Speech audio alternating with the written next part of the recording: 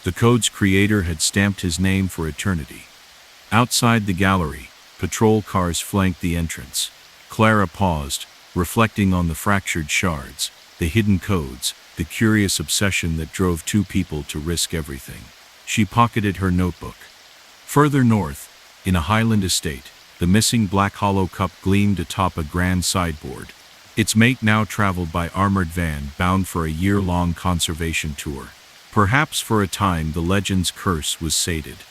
Inside the rooftop office of the Arts Bureau, Agent Lyle consulted the case files again. A note lay atop the stack. "We know more chalices out there." His lips curved into a grim smile. And somewhere, deep in the catacombs beneath the city, an unmarked door hummed with a low-frequency pulse, awaiting its moment.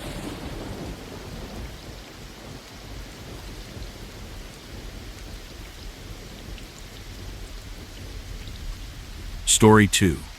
A low hum of fluorescent bulbs pulsed through the narrow corridors of the Metropolitan Archives, a former textile mill converted into a labyrinth of record rooms, map shelves, and sealed vaults.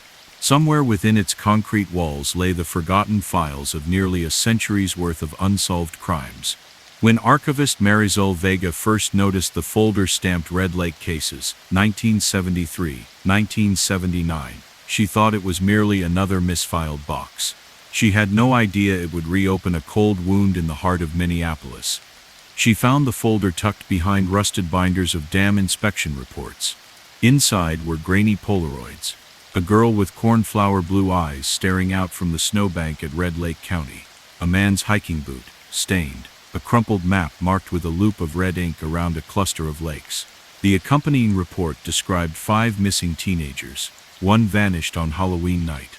Another never returned from a fishing trip. 3 more disappeared without trace. No bodies, no ransom notes, no witnesses. The county sheriff's department had quietly closed the files in 1980 for lack of evidence. Something about the photos unsettled Marisol. The girl's gaze felt too direct, as if she were waiting to be rescued. Late that night, she scanned them into her computer, enhancing contrast and rotating the perspectives. In the corner of the third image of a kayak half-submerged, she thought she glimpsed a figure in the tree line, tall, broad-shouldered, motionless. She chalked it up to pareidolia and went home.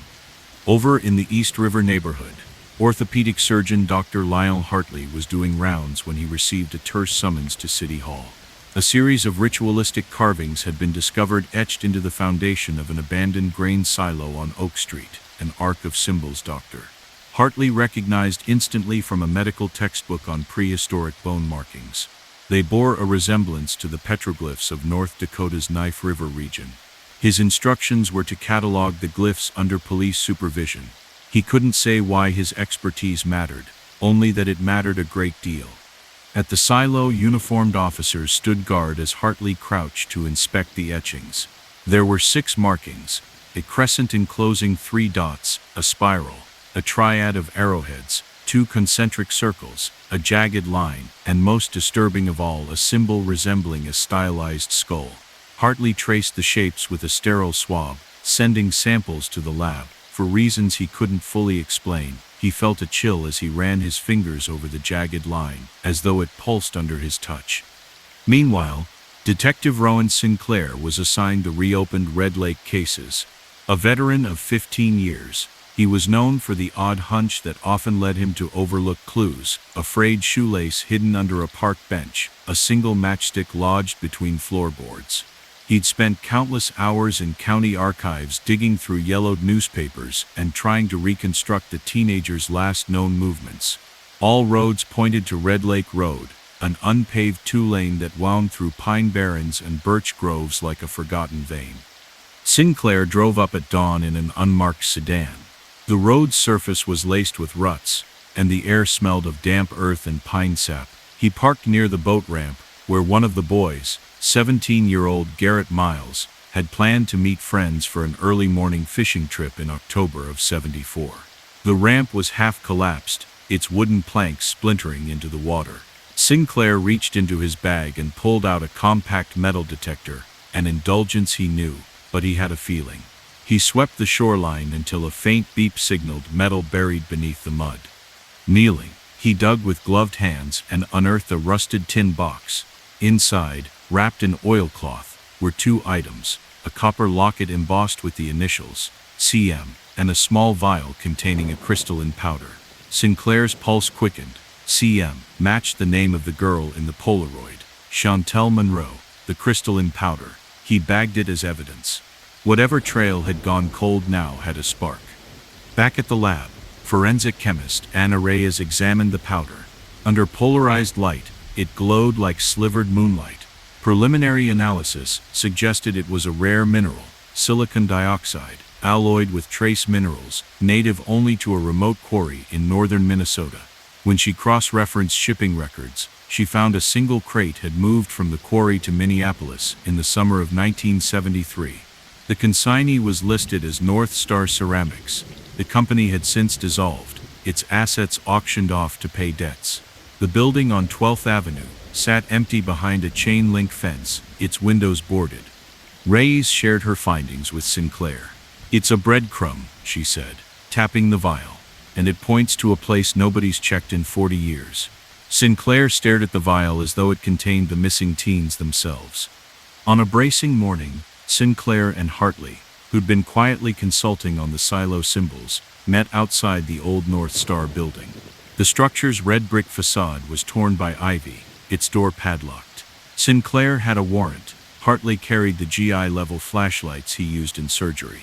They pried open the boards and stepped inside. The ground floor was littered with shattered ceramic shards and overturned kilns, monstrous ovens now cold. On the back wall, the same 6 symbols from the silo were spray-painted in charcoal. Below them lay a chalk outline of a body, no remains, just a drawing. Sinclair felt bile rise in his throat. Hartley knelt to photograph the outline, his hands shaking more than Sinclair expected from a surgeon. They searched upstairs in a grid pattern. Behind a rusted furnace, Sinclair found a stained folding chair. Beneath it lay a scrap of quilted fabric, bright floral print. It matched the dress worn by one of the missing girls in an old yearbook photo, Mara Cheng, who vanished in '76. He unloaded his clip and radioed for backup. The walls began to hum as officers arrived and set up their own sweep. Hartley noticed damp streaks on the ceiling, descending from a rusted pipe. "Could be seepage," he said. But when he dropped to his knees beneath it, he saw a trapdoor etched into the concrete floor. Sinclair pried it open to reveal a ladder descending into pitch black beneath them. He shone his light downward, a narrow tunnel, its walls slick with moisture, stretching into the bowels below. Steel gratings barred the far end, but beyond them lay what looked like a makeshift chamber. Boxes of dried herbs, clay bowls, and a gnarled oak staff stood propped against the far wall. In the center, a circular hearth of river stones encircled a shallow pit. Fresh embers still glowed faintly. Hartley exhaled. They were performing ceremonies down here. Sinclair studied the embers. Or someone was trying to scare people off. Over the coming weeks, the investigation exploded. The quartz-like powder was identified as part of an ancient ritual mixture used by Ojibwe medicine men, an ingredient smuggled from sacred grounds. The symbols matched those found at 10 other sites across Minnesota and Wisconsin, all linked to missing person cases between 1971 and 1985. The ritual chamber hinted at a cult, perhaps a violent offshoot that believed sacrifice could grant them dominion over death. Suspects emerged. A drifter named Daniel Crow, who vanished in 1986, a reclusive homesteader in Ironwood, who died in '91. A charismatic guru named Gabriel Pike charged, but never tried, for assault in the early '80s. Each had murky ties to fringe spiritual movements that blended native rituals with occult practices. The question was, which of them had orchestrated the disappearances, and where were the victims? Then, in the archives, Marisol Vega discovered a diary, handwritten, leather-bound, long misfiled under local folklore. It belonged to witness Francis Frankie Lane, a park ranger at Red Lake County from 1972 to 1975. Its last entry, dated October 31, 1975, ended mid-sentence. "They come at dusk. I hear them chanting in the pines. I saw her," and the page stopped. The diary vanished from the archive's envelope. Marisol put out a call. Whoever had it needed to turn it in. Days later, an unmarked package arrived at City Hall, addressed to Sinclair. Inside was Lane Sipp's diary and a single photograph, a blurred shot of someone in a hooded cloak standing beside the ritual pit, holding a limp figure draped in white. On the back, scrawled in red ink, "They never left." Sinclair recognized the paper. It was from a commercial photo lab in Duluth. The timestamp printed faintly in the corner, February 14, 1974. Sinclair traced the lab's old ownership records and discovered that on that date, the only customer to request a print under the anonymous J.E.U. Pike was Gabriel Pike himself. The trail now pointed squarely at him. Pike had resurfaced under a new name, Michael Duncan, living in a gated community outside Indianapolis. He ran a holistic retreat center, selling energy realignment workshops to wealthy clients. When FBI agents knocked on his door, he greeted them calmly, wearing a linen shirt and sandals, as if expecting them. He invited them in for tea. During the raid, agents found hidden compartments beneath the floorboards. Inside were Lane's field notebooks, more Polaroids of concealed camps, and 4 journals, each belonging to a missing teenager. The pages were water-damaged, but entries described months of captivity in an underground complex mirroring the silo chamber. They had been forced to participate in ceremonies under threat of execution. Sniffer dogs traced human remains to an old drainage culvert behind the house. Over 6 days, coroner teams excavated skeletal fragments from beneath years of concrete.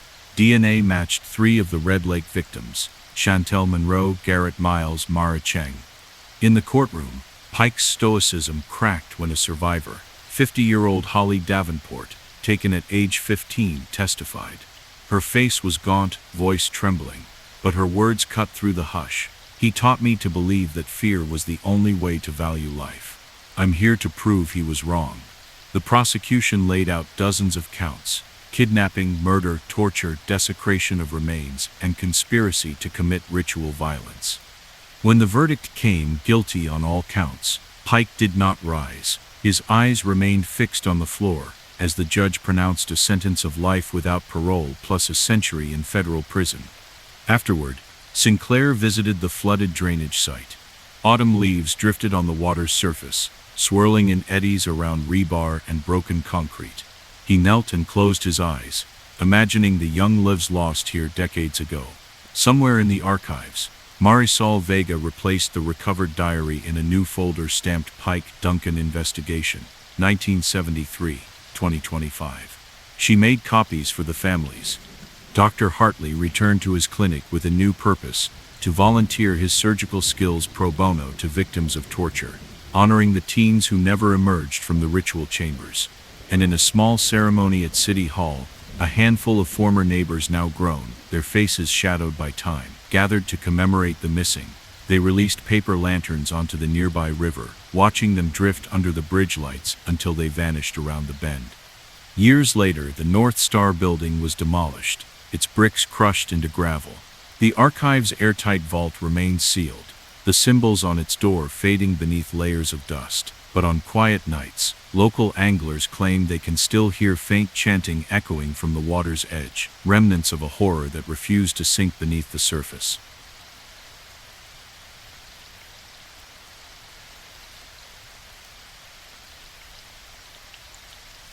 Story 3. The rattling of the maintenance cart wheels snapped Thomas Calder from his trance. He was crouched beneath the station platform, flashlight beam dancing across ancient bricks, each stone stained by decades of diesel and damp.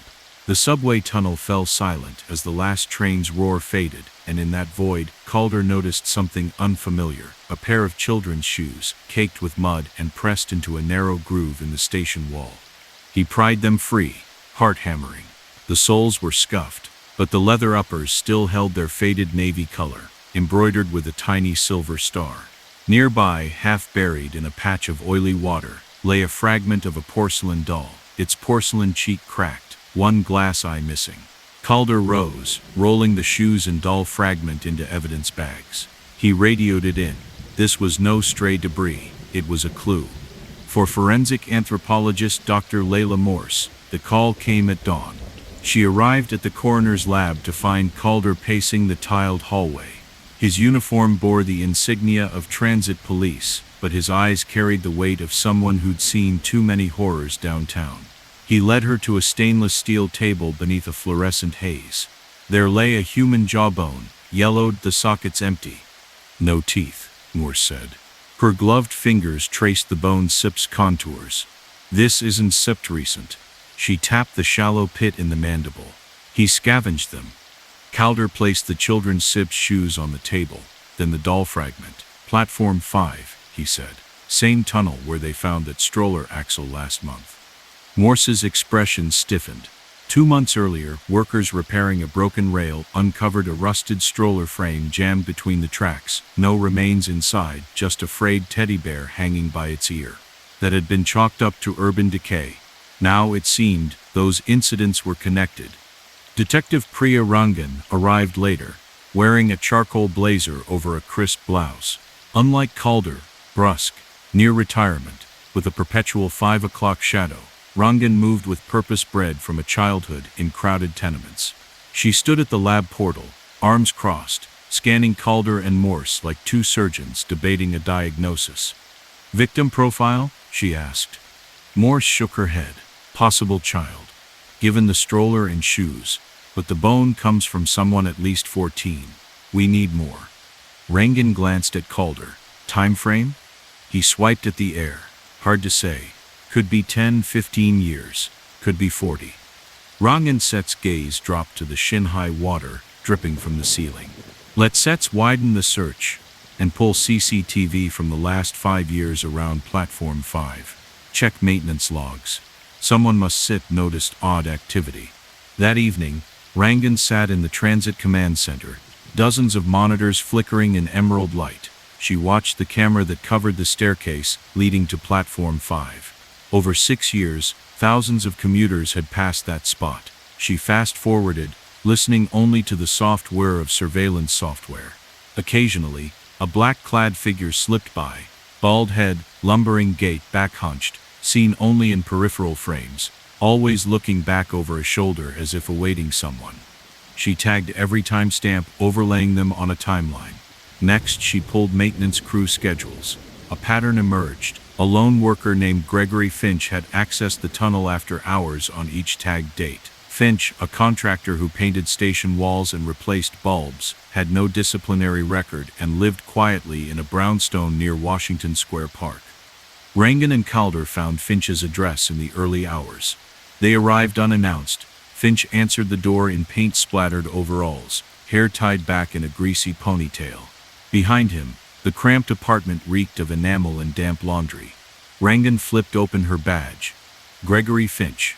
He nodded, face pale. "Detective." "Yes." "We need to ask about Platform 5, Rangan said. "The tunnel." Finch's legs trembled. I just did my job." He invited them inside. Rangan noticed walls lined with old station maps, yellowing newspaper clippings about lost children pinned to a corkboard, and dozens of photographs of dolls, some missing eyes, some scorched. Calder cleared his throat. "Gregory, did you ever find anything unusual down there?" Finch shivered. "I found toys. Bricks stacked in a shape like a cage. I saw footprints in the mud. I heard whispers." He rubbed his temples, voice low. "I ran away." Rangan exchanged a look with Calder. This contractor wasn't a murderer. He was a witness. If true, there was something buried deeper beneath the station. While Finch vomited in the kitchen sink, Rangan searched his living room. Among the clutter, she found a tattered scrapbook labeled Church Street Shelter, 1979. Inside were Polaroid snapshots, children lined up in identical clothing, their faces blank. A pale boy with freckles held the same silver-starred shoes. Another photo showed that very boy kneeling before a rusted metal grate, the tunnel entrance. The last image was a torn portrait of a woman, a matronly figure with wire-rimmed glasses, her eyes scratched out. On the back, written in smudged ink, "Caregiver lost." Rangan pocketed the scrapbook. Finch staggered back, wiping tears. "When I was 9, I lived in that shelter," he said. "They took kids they said were broken. They never brought them home." Dr. Morse scheduled an excavation under Platform 5. Transit authorities shut the tunnel for 96 hours. Rangan, Calder, and a team of archaeologists descended through a makeshift hatch. Flashlights revealed concentric circles of brickwork, ancient, predating the station itself. At the center lay a square pit lined with cracked tiles. Morse's heart pounded as she examined the walls. Embedded in mortar, she found fragments, shattered ceramic doll pieces, shards of children's toys, and dozens of human teeth set in the mortar like grim decorations. Each piece was arranged to form a mosaic, a grotesque frieze of tiny faces. One corner held the silver-starred shoes, placed heel to toe. Another displayed the tutu from a dance recital, its tulle yellowed. Morse knelt, hands trembling. "This is ritual," she whispered. "Somebody built a shrine for them." Rangan snapped photos. Calder radioed for heavy equipment. They began to remove the mosaic layer by layer, preserving each fragment. Digging deeper, they uncovered human remains, small bones, ribs, phalanges wet with groundwater. The team marked and logged each piece, sending them to Morse's lab. Over weeks she reconstructed partial skeletons, at least 12 individuals, aged between 5 and 15. None matched any missing person reports. Meanwhile, Rangan doggedly pursued the shelter connection. The Church Street shelter had closed in 1983, amid minor abuse allegations. Records were scant. The matron in the torn photo. She was Adelaide Huxley, last director of the shelter. After shutdown, Huxley disappeared without trace. Rangan traced Huxley to a remote farmhouse outside Albany. The property was abandoned, windows boarded, lawns overgrown. She and Calder jacked open the gate and approached the front door, which fell inward with a sickening groan. Inside, dust motes spun in midday sun. A wooden chest in the parlor sat unlocked. Calder opened it, revealing dozens of leather-bound journals, yellowed pages filled with scrawled notes detailing preservation of innocence and harmonic convergence via sacrifice. Huxley's handwriting became progressively erratic. "They rise at moon's peak. I offer them stars." A trapdoor in the kitchen floor led to a cellar.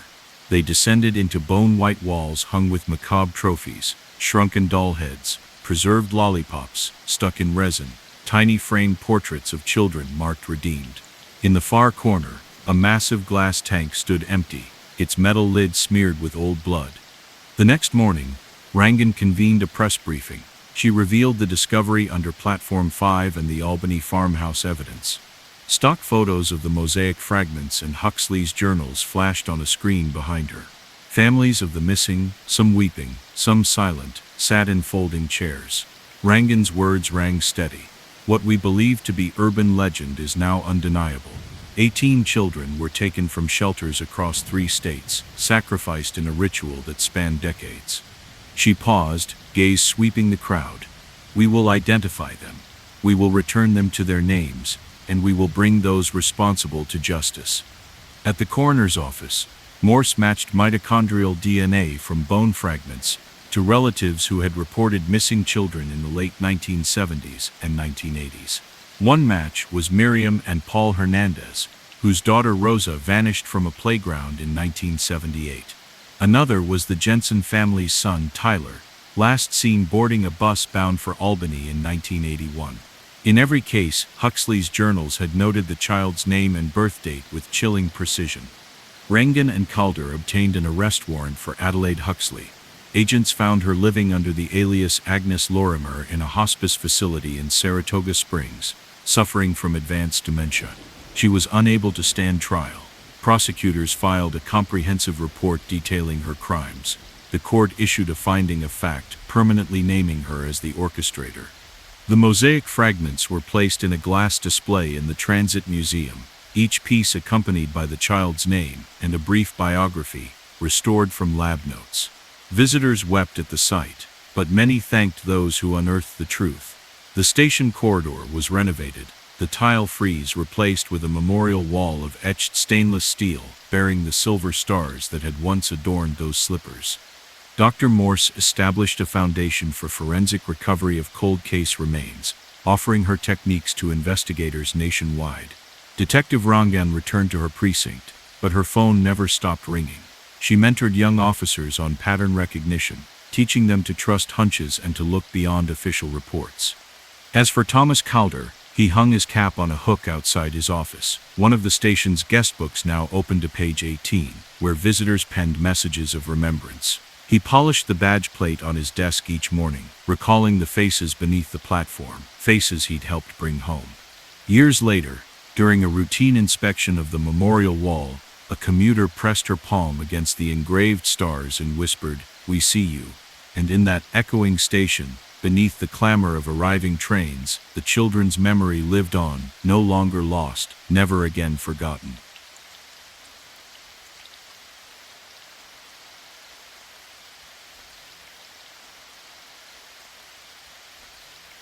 Story 4. Nadia Vega's fingers hovered over the catalog screen, hesitating where the photograph of the untitled landscape should have appeared. Instead, there was only a gaping white square. She leaned around the computer monitor, glancing at the gilt frame mounted on the auction house wall behind her, a verdant meadow under a violet sky. Brushstrokes so confident they seemed to tremble in the gallery lighting. But when she switched to the high-resolution detail view, the code refused to load. She tapped the frame's identification tag. Lot 47, the so-called Midnight Bloom, attributed to Aloysius Crane, an artist whose luminous dreamscapes had sold for seven-figure sums. Crane had died 2 decades earlier, leaving behind 50 known canvases and a handful of sketches. Flicking through her digital ledger, Nadia saw that this piece last changed hands 6 months ago at a private estate sale in New England. Just then, Liam Chen appeared at her side, carrying a slim magnifier and a handheld spectrometer. The auction house's in-house restorer for the past year. Liam's calm precision balanced Nadia's restless energy. He squatted before the meadow painting, cradling the spectrometer against the transparent glaze. The device emitted a soft chirp. "Irregular pigment ratio," he murmured, squinting at the readout. "These violet tones contain a synthetic dye developed only in the last 5 years. Nadia's stomach clenched. A recent forgery. She glanced out at the hushed rows of bidders assembling in velvet chairs. The opening gavel would fall at precisely 2 o'clock. If they didn't intercept the sale, someone would pay a fortune for a counterfeit, legitimizing the forgery and cloaking the culprit. Over the next hour, Nadia and Liam dove into provenance records. The New England estate's paperwork was patchy, a deed transferring all artistic holdings from a Mrs. Celeste Merrow to MB Enterprises, with no further detail. Contact information was a P.O. box in Chicago's West End, registered to a shell company called Aurora Assets. That evening, Liam drove them to the industrial corridor where Aurora's office supposedly stood. They found a boarded-up storefront, its signboard long removed. Through a cracked window pane, Nadia spotted a single desk lamp glowing amid scattered papers and packing crates stamped with an unfamiliar gallery's name, Galerie de la Lune, based in Brussels. She pressed her ear to the glass. A man's Sip's voice inside, flat, deliberate, rehearsing. "The crane is in circulation. Once sold, no one looks twice." He laughed, low and rough. Nadia backed away, voice trembling with adrenaline. "He Sip's shipping it overseas." Back at her apartment, she compiled what she knew: the dye analysis, the Belgium packing stamps, the shell company. A sleeve of yellowed newspaper clippings lay beside her laptop. Stories of Aloysius Crane's life, his travel journals from a grand tour in Europe, his friendship with a French dealer named Marcel Dumont, and a final entry about a lost sister who vanished in 1923. In that journal, Crane wrote he would paint the memory of her smile in his final series of landscapes. Nadia cross-referenced immigration records. A Marguerite Crane, last seen disembarking at Le Havre in 1923, age 22, destination unknown. Beyond that, silence. No marriage license, no death certificate, no trace. She realized the painting's forgery wasn't just about money. It concealed a dark secret connected to the artist's own family. The next morning, Liam and Nadia visited the Chicago art registries. They flagged Galerie de la Lune's consignment deliveries, but found no record of Midnight Bloom. Instead, they learned that Galerie de la Lune's consignee in Chicago was a man named Victor Sato, proprietor of a private vault facility on Kinsey Street. Victor greeted them in a reception room. lined with wine-red curtains and glass display cases. "Miss Vega, Mr. Chen," he said smoothly. "I trust you're here about the crane. I have nothing to sell you." His eyes were cool, assessing. Nadia pressed on. "We have evidence that a counterfeit painting bearing Crane's signature was stored here under Aurora Assets account." Sato inclined his head. "Aurora closed their account last week. They left without notice. If you have proof of forgery, perhaps you should speak to the customs office. My facility is beyond my purview." He walked them out, locking the vault door behind. Nadia's heart sank. Sato had smoothed the trail again. Undeterred, Liam suggested tracing shipping logs at O'Hare's cargo terminal. By midnight they stood beneath cavernous racks of freight pallets, fluorescent lights humming overhead. A customs officer, alerted by an anonymous tip, showed them a manifest, a crate labeled "Fine Art, No Commercial Value," originating in Chicago for Brussels via DHL Air. The crate seal bore Aurora's emblem, a stylized Aurora Borealis. Inside the crate, meticulously wrapped in oilcloth, was not the painting, but a weathered wooden crate bearing stamped letters, MC23. Nadia pried the lid off. Inside lay Marguerite Crane's personal effects, a porcelain locket with a faded photo of two sisters, torn letters referencing a Marquis de la Lune, and a small brittle notebook bound in black leather. As she opened the notebook, her flashlight flickered. In scrawled French and English were entries describing an arrangement.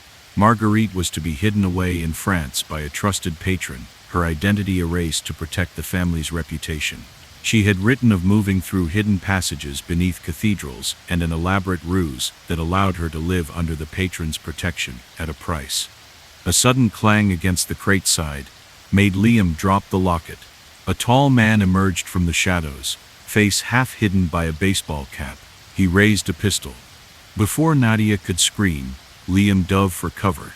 The customs officer shouted and fired a warning shot. The man bolted, disappearing into the racks. Nadia Sip's hands shook as she closed the notebook. He Sips bearing more than paintings. The incomplete journal held directions to a location under the old asylum. Follow the East Wing corridor to the barred grate.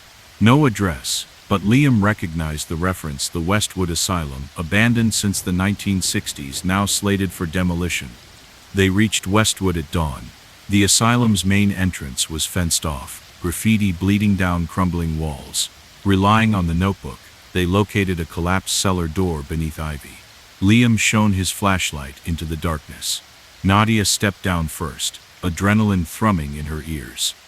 Below, an underground corridor ran 50 feet before ending at a rusted iron grate stamped "Property of Dumont and Fils." Nadia Sip's glove brushed the cool bars. "Marcel Dumont," she whispered. The name from Crane Sip's journal. His heirs must have orchestrated this. Liam pried the grate open. Beyond was a small chamber, lit by a single bare bulb. Crates and canvases leaned against the damp walls. One canvas, its edges torn, revealed a portion of a meadow painting, violet sky, grass blades, and beneath it a shallow pit. He dropped to his knees and removed debris. His breath hitched. There, half buried in mud, lay human remains. A child's humerus, yellowed and brittle. "They retreated. This is evidence of murder," Rongan said. Detective Priya Rongan, who had responded to Nadia Teps's frantic call, surveyed the scene. "We will seal this place off. Every inch needs combing." In the days that followed, a county medical examiner confirmed the remains belonged to a girl aged 7 or 8. Dental records matched a missing child from a 1965 report. Emily Rossi, daughter of an asylum nurse who disappeared without trace. Rumors had circulated that Emily had been hidden in Westwood's bowels during a typhoid outbreak and never retrieved. Nadia sifted through Dina Rossi Sip's personnel file. The nurse Sip's evaluations praised her dedication, but one handwritten note from the asylum superintendent stood out. "Extremely loyal to the Dumont family. Will comply with all directives." Nadia and Rangan pieced together the conspiracy. Marcel Dumont, a rising art dealer in the 1920s, had agreed to conceal Marguerite Crane in exchange for exclusive rights to display her brother's work. The Dumont family had maintained the bargain through generations, silencing any liabilities, disposing of anyone who knew too much. Over the decades, children who stumbled upon the secrets in the asylum were lured below and killed, their bodies hidden alongside crates of unsold paintings. The FBI, now involved, executed arrest warrants for 3 Dumont heirs living in Chicago and New York.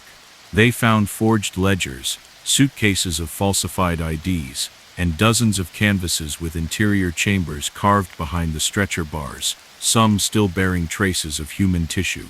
One painting sold at a gala in Geneva lacked provenance entirely. Its internal cavity held bones from an elderly man who matched a missing person case from 1984. In court documents, prosecutors called it the most elaborate art-related homicide conspiracy in modern history. Marianne Dumont, the family matriarch and last surviving heir, pleaded guilty to conspiracy, obstruction of justice, and 6 counts of murder. She was sentenced to life plus 40 years. Months later, Nadia returned to the auction house. The gilt frame of Midnight Bloom was gone, replaced by a notice, withdrawn subject to ongoing investigation.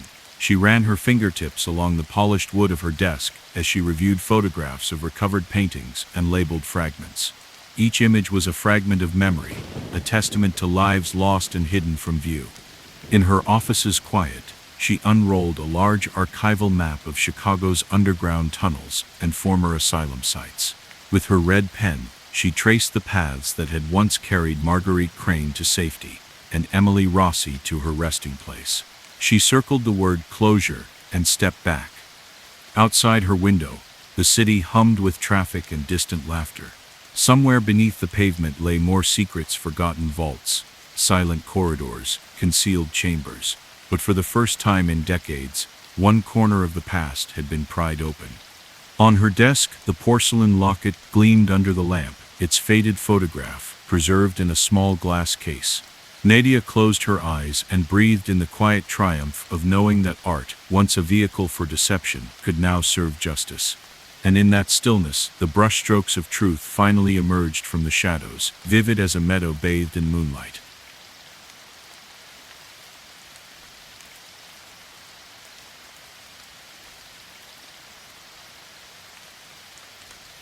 Story 5. A scrape of metal echoed through the cavernous turbine hall as maintenance engineer Carla Nguyen eased herself along a narrow catwalk suspended above the tailrace canal.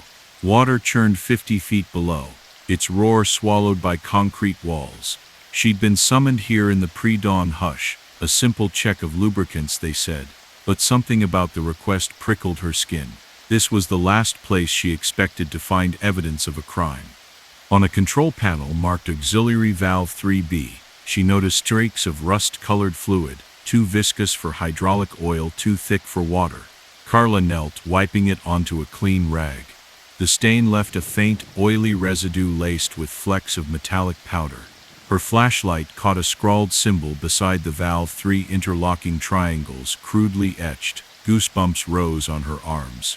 She snapped a photo and radioed headquarters. Suspicious substance at Valve 3 Bravo. Recommend lab analysis and security review. 2 days later, forensic chemist Mateo Ruiz peered into a darkened lab chamber, watching a gas chromatograph trace out jagged peaks.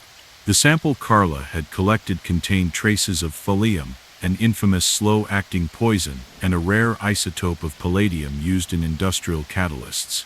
Whoever left it here wasn't merely saboteur or vandal, they were sending a message. At the same moment, in the city coroner's office, Deputy Pathologist Anika Deshpande examined the remains of a local social justice advocate, found in the reeds of the nearby riverbank.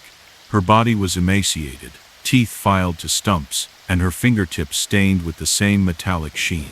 No identification tag remained, but a tattoo of a single triangle on her wrist matched the symbol beneath the valve. Anika closed her gloves, heart hammering, and paged Detective Ramon Torres. Torres arrived at the hydroelectric plant, mid-morning, tall and broad-shouldered in his windbreaker. Under the harsh halogen lights of the turbine hall, the normally vibrant engineer crews wore anxious expressions. Carla led him to Aux Valve 3B, where the chemical stains had faded into dull streaks. Who knew about this panel? Torres asked, voice low. Only a handful of us, Carla replied, swallowing, but that symbol, Look at this. She pointed at the grainy photo on her phone. The interlocked triangles gleamed in the dim brightness. Its septs appeared before. Torres Dis's eyes narrowed. On the riverbank victim. He nodded. Same marking, same poison. Whoever is behind this has scope to strike both on and off site. He patted his notebook. I sit them opening a homicide. We need to track every activist who SIPs protested plant expansions in the last year. Meanwhile, Mateo conducted follow-up tests on sediment from the canal. Under the microscope, he noticed pale plant fibers caught in the sludge, fibers from a protected aquatic fern, indigenous only to a stretch of river miles downstream. That patch of riverbank was a favored camping spot for environmentalists protesting the plant's thermal discharge. He called Torres immediately. At that moment, Torres was interviewing members of the Earth Pulse Coalition, a grassroots group led by a charismatic organizer named Marisol Vega. Torres watched her calmly sip coffee in the station's interview room as surveillance footage played, her and two associates carrying placards in front of the dam's main gates, then slipping away through a side service door. Miss Vega, Torres began, we know your group has trespassed on plant property. Today your colleague was found dead, and the same poison was in the plant SIP's machinery. Marisol Sipshan's eyes hardened. We trespassed to protect our waterways. We would never kill one of our own. Her voice was adamant, but I SIP's seen this symbol before. Later that afternoon, Anika spread photos across her desk, the riverbank scene, Marisol's tattoo, the turbine panels. She overlaid them on a map and saw a chilling pattern. Each victim, 2 activists, 1 lone botanist, and now the engineer Carla, bore or encountered the symbol at critical moments. The triangles formed a fractal pattern, when mapped, pointing to 3 locations, the plant itself, the protected fern habitat, and a third site, an abandoned textile mill on the city's edge, now derelict. Torres and Carla drove there as dusk fell. The mill's red brick walls stood 4 stories high, windows broken like empty eye sockets. They slipped inside, flashlights carving pale beams through the dust. On a concrete floor, chalk lines formed the same 3-triangle pattern but larger, nearly 10 feet across. Scattered around were vials of thallium residue, half-burnt papers with technical schematics for the plant's piping system, and a ledger listing names and dates. Vega, March 12. D. Kramer, April 2. C. Nguyen, May 6. Carla swallowed hard. Her own name scrawled beside May 6. She looked at Torres. They SEP predicting who to target next. He placed a hand on her shoulder. We stop them. Back at headquarters, Marisol sat in a sterile interrogation room, handcuffed but defiant. Torres slid in, placing a file on the table, victims' profiles, chemical analyses, the ledger from the mill. This matches every crime scene, he said softly. And your name's in the list. Explanations. He said, Wedges matter is matter is matter. Zestimersheen. Marisol exhaled. That ledger is a warning list, not kill orders. Someone SIP's framing us to discredit the opposition. I SIP received anonymous letters, voicemail threats. They want to scare activists away. Torres frowned. Why these 3 sites? And why use thallium? She closed her eyes. The triangles symbolize equilibrium in some secretive engineering sect. They believe controlling the plant fair's flow can balance nature SIP's wrath. Les Spurs fanatics hiding behind environmentalism. Torres' gaze sharpened. So who? Who stands to benefit from discrediting Earth Pulse? Her eyes opened, weary. The board of directors. They approved the expansion that drowned the fern habitat. They SEP'd desperate to keep protests away. I think one of them formed a paramilitary team to eliminate dissent. Detective Torres convened a meeting with the plant's leadership under subpoena. The boardroom was an austere room of polished oak and floor-to-ceiling windows. Chairwoman Evelyn Archer, VP Roland Kim, and CFO Deborah Shaw took their seats across from him. I'll be direct, Torres began. Your expansion project was opposed by Earth Pulse. Since March, 3 activists and 1 engineer have been attacked or killed with the same poison used in your facility. There's board approval document comms confirming your knowledge of underground protest tunnels near the Fern Preserve. Archer Sit's lips tightened. You sit you're accusing us of murder? Torres slid Carla Sip's photo onto the table. Engineer Nguyen nearly died. She found the etchings in your turbine hall. Triangles. Those same triangles led us to your abandoned mill, where we recovered schedules matching your internal planning documents. Roland Kim Sep's face turned ashen. He sputtered, "This is false. We may have strong-armed the protesters, but murder, that's Sep's absurd." Deborah Shaw stood abruptly. "You have no proof tying us to these crimes. This is political." Torres watched her sweat glisten in the lamplight. "Actually, Miss Shaw, we found financial transfers from a shell account, the Trifacet Holdings DIST, to an upstate logistics firm that owns the mill, and the ledger used employee initials matching your executive assistant T's signature codes." Archer rose. "You sen insane." Torres extracted a folder. "Confessions from one Siegfried Lang, head of security. He's cooperating. He said you authorized a neutralizations protocol to manage extremist elements. He supplied the thallium, left traces in the machinery and riverbank to implicate Earth Pulse, then staged the mill scene for discovery." Shaw Stipp's mouth dropped. Kim staggered back. Archer Stipp's composure cracked. "You can prove this." Torres tapped the ledger. Lang recorded voice memos. He saved them under his security key. CA Project Equilibrium. Archer's knees buckled. She sank into her chair, head in hands. The conspirators had been unmasked. Within hours, Lang was in custody, tearful and defiant in equal measure. He confessed to everything: the murders, the framing, the chemical dispersal. His motive was blind loyalty to protect the plant's profits and the community's energy supply from what he called eco-terrorists. In court papers, prosecutors detailed how he'd manipulated engineering blueprints to introduce thallium into the condenser coils, timed to seep into river outflows, and then collected data on victims for framing.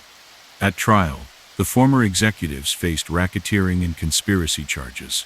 Lang's testimony was damning. Archived emails where Archer praised creative solutions, voice recordings of Shaw saying "remove the headaches," and Kim's notes on operative deployment. The jury deliberated less than 4 hours before returning guilty verdicts on all counts. 6 months later, Carla hung her helmet on a peg in the turbine hall, without fear. The pipelines had been retrofitted, surveillance tightened, and all triadic symbols scrubbed clean. Mateo's lab findings, published in a forensic science journal, helped set new protocols for detecting industrial sabotage. Marisol's Earth Pulse Group, vindicated, resumed peaceful demonstrations, now invited to the plant's public forums as stakeholder partners. Detective Torres, his case closed, stood at the riverbank where the first victim had been found. The aquatic ferns had recovered, shimmering green under a summer sun. He walked to the water's edge and knelt, scattering a handful of fern spores, an old Ojibwe ritual for restoring balance.